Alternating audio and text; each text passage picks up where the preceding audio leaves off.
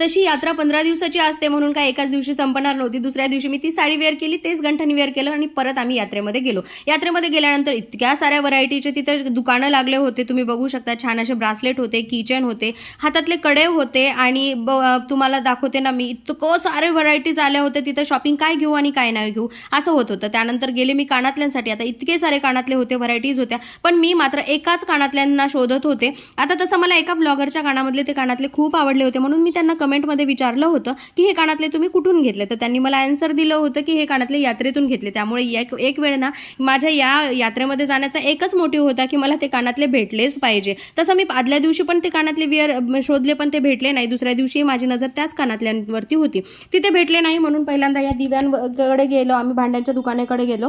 हे दिवे मी तसे कन्फर्मली घेतलेच होते, पण झालं असं की त्यांचा सांगण्यामध्ये रेट आणि आमचा ऐकण्यामध्ये रेट काहीतरी फरक झाला आणि ते काही मी दिवे आहेत ते तिथे घेतले नाही, कॅन्सल केले. आता त्यांनाही 10 गिरायकांनी आम्हालाही 10 दुकानं म्हटल्याच्या नंतर फिरणं तर होतंच, म्हणून मग मी दुसऱ्या दुकानामध्ये गेले आणि ते दिवे घेतले. आता झालं असं की आमचं काही वेगळं चालू होतं आणि लेकरांचं काही वेगळं चालू होतं. ते आपले त्यांची खेळणे घेत होते आणि खेळत होते तिथंच, म्हणजे जिथं जागा भेटली तिथंच ते खेळत होते. शेवटी त्यांना विनवणी केली आणि आम्ही शॉपिंगच्या दुकानामध्ये परत एकदा गेलो. आता इथं काही म्हणजे साडी पिन वगैरे होत्या, कानातले होते. तसे यामधले जे काही 2 कानातले होते ना, म्हणजे ऑलमोस्ट ते सेम होते, पण तरी पण थोडासा असा डिफरन्स होता आणि त्याचमुळे ह्या दोन्ही कानातल्याचे वेगळा लुक असा दिसत होता. घ्यावं असं दोन्ही वाटत होतं, पण खरं सांगू का, हे दोन्ही कॅन्सल केले. आणि ही जी साडी पिन आहे ना ती मला खूप आवडली. म्हणजे म्हटलं की चला ही साडी पिन जी आहे ते प्रत्येक साडीवरती जाईल, कारण त्याचा व्हाईट असा कलर होता, ऑफ व्हाईट कलर होता, म्हणून ती घेतली. आणि त्यानंतर घराच्या डेकोरेशनसाठी काही वेगवेगळे इथे सामान आलं होतं. आता खेड्याचे जे काही लोक असतात आमच्यासारखे, ते ना म्हणजे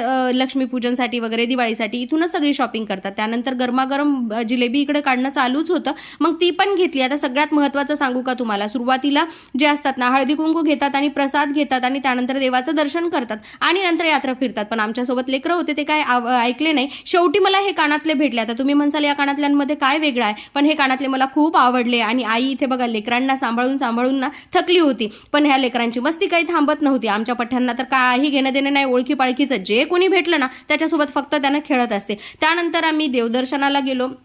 हे सगळ्यात शेवटी काम झालं. खरं तर हे सुरुवातीचं काम आहे, पण ते आता काय करणार, लेकरं ऐकत नाही म्हणल्यानंतर लेकरांच्या मनासारखंच करावं लागतं. मग मी इथं सगळ्यात शेवटी का होईना देवाचं दर्शन घेतलं आणि वेळ येते ती कानामध्ये सांगण्याच्या नंदीच्या. आता जी काही इच्छा होती ती या नंदीच्या कानामध्ये सांगितली. आता केव्हा पूर्ण होते माहीत नाही. मग आता जत्रा संपली आणि आम्ही आता निघालो होतो घराकडे. तुम्ही बघू शकता अवतार कसा झालेला आहे. तर अशी झाली आमची यात्रेची शॉपिंग यात्रा. तसा लॉंग व्हिडिओ मी चॅनलवरती अपलोड केलेला आहे, नक्की बघा.